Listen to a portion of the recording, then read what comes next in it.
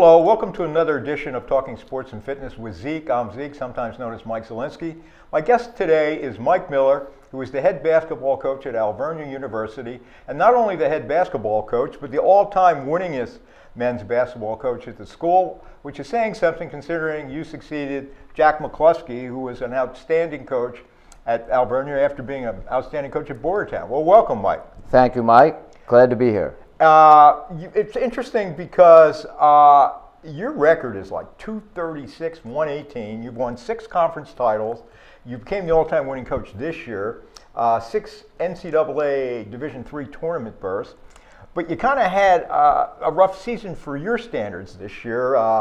You wound up 15-11. You lost 4 of your last 7. I know you lost a couple guys, which really hurt.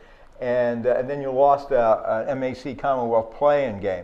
So I guess it was kind of bittersweet for you because you've had all these personal accomplishments, but team-wise, this wasn't quite up to the Alvernia standard. Yeah, you're right, Mike. Like you said, we ran into some injuries at some tough times. One player left for a bad ankle, another player left for personal reasons, and we weren't too deep to begin with, so it was like our 6th and 7th man down the stretch, which really hurt us. You know, it's interesting, too, because obviously you have a tremendous background in basketball. I mean, I can see why you're a great head coach, because you played for Lloyd Wolf at Holy Name, and then you're an assistant under Jim Gano, Rick Binder, and Steve Hahn at Reading High, and then later became the head coach at Kutztown for 1 year. You had a phenomenal record at Reading High, 145-31, and you left in '94, I believe, to go to Alvernia as an assistant for 10 years, and then you took the head job. But you're still playing Reading High basketball, are you not? Your teams are mentally tough, focused, you're grinders, the fundamentals, man-to-man defense, because you never know, the shots aren't a constant. So basically, I know that's probably an oversimplification, but are you still playing Reading High ball very successfully at Alvernia? Yeah, you could say that, Mike. I was very fortunate enough, like you said, to get my start in the Reading system. And the Reading system, I would say, Pete Carrill started. And Pete Carrill's JV and assistants were Jut Mishbach and Jim Gano. So then Binder then joined Gano as his JV coach, and then Steve Hahn became Binder's JV coach, and then I became the 9th grade coach, and then followed it. My point is, everything we did stemmed from, which is now called the Princeton Way, which basically started with Pete Carrill at Reading High, and it's all based on fundamentals. You know, offensively, fundamentals. Everyone got to be able to pass, dribble, and shoot, okay, with both hands. I mean, that's all you work on at practice from 9th, 10th, 11th, and 12th grade in the Reading School District. You know, it takes discipline to do that.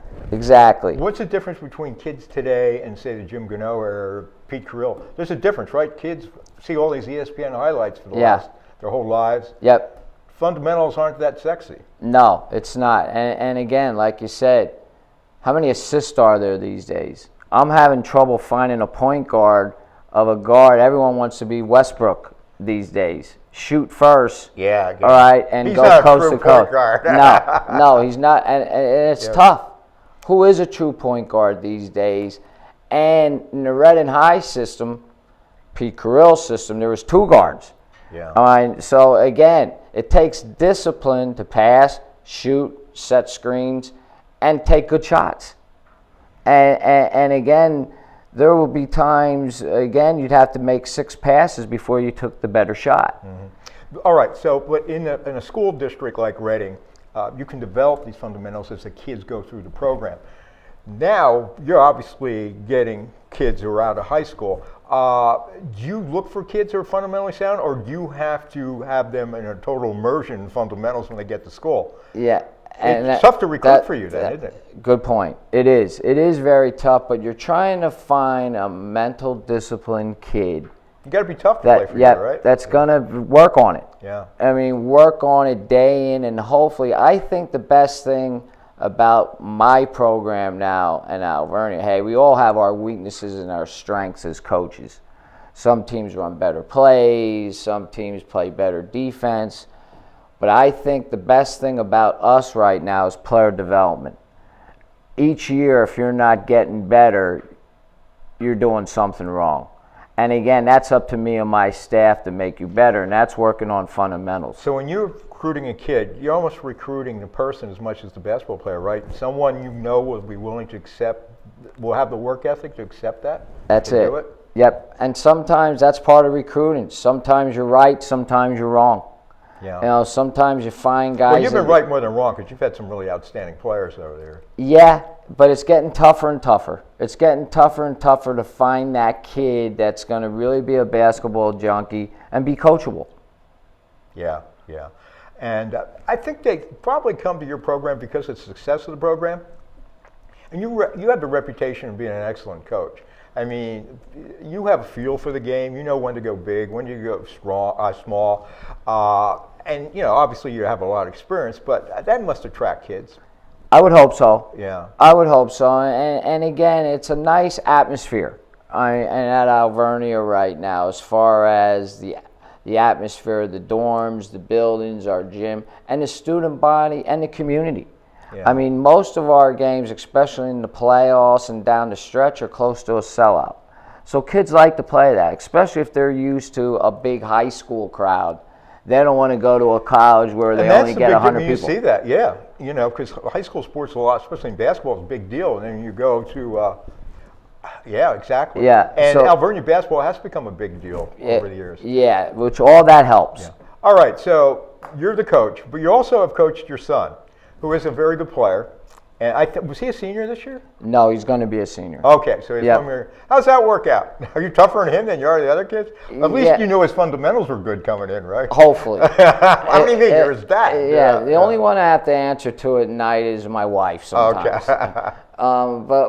But again, I didn't have to push him to do anything. Again, he's been around the game. Yeah, he's been around the game. I can remember he was born when I left Reading. Okay. All right, in '94. So again, but ever since I can remember, he's been at all our practices, away games, until he actually started to play. So he knew the program, yeah. And he knew what you were like, right? And Hopefully. He saw Dad at the dinner table, and he also knew what Dad was like at practice. Yeah.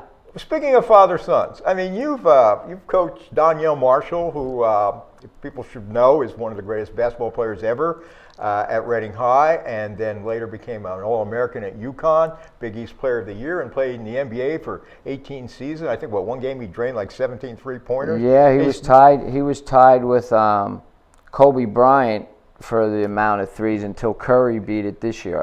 I think it was 9, and Curry might have had 10 this year. Well, he was unbelievable in high school when you were his coach, and I want you to tell me a few things about him. But I'd also like to say, you coached his son this year, who was the MAC Commonwealth Player of the Year. He had a season and a half. He was a transfer, played great for you guys.